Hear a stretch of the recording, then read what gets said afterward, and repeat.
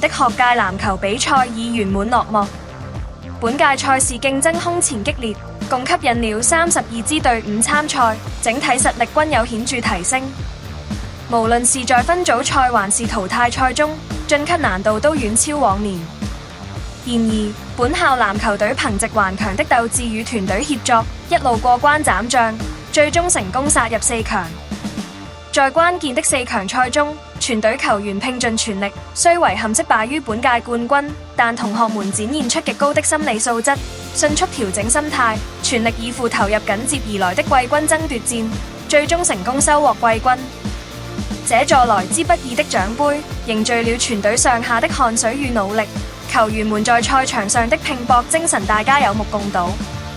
值得一提的是，今年的畢業生球員是隊內出席訓練最積極的核心力量，其中包括黃顯仁、李全睿、林祖毅、劉俊熙及李金熙5位同學，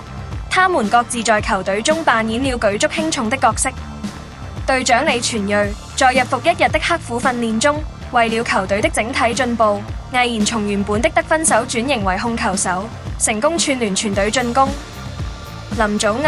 5年級時仍擔任內線球員，在面對教練提出的轉型要求時毫無怨言，刻苦磨練外線技巧與控球能力，最終蛻變為高效的外線得分球員，是球隊致勝的重要功臣。劉俊熙展現出驚人的意志力，從過去環山賽10名開外，一路拼搏至今年高居全校第一。不論在田徑場還是籃球賽上，他都全力以赴，用每一次攻防完美詮釋了何謂球員的態度，被譽為球隊最強大的守護神。李金熙雖然在內線球員中身形最不佔優勢，但為了球隊的戰術需要，他默默扛起禁區籃板的重任，積極卡位，奮力保護每一個籃板球，為球隊做出了巨大的自我犧牲與奉獻。黃顯仁作為球隊中品學兼優的代表，他是最讓教練放心的球員，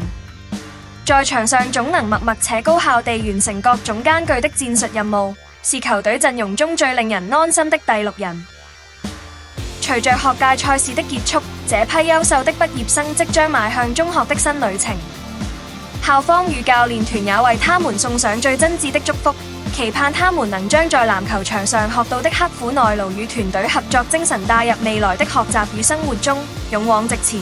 跨越人生未來的每一道難關。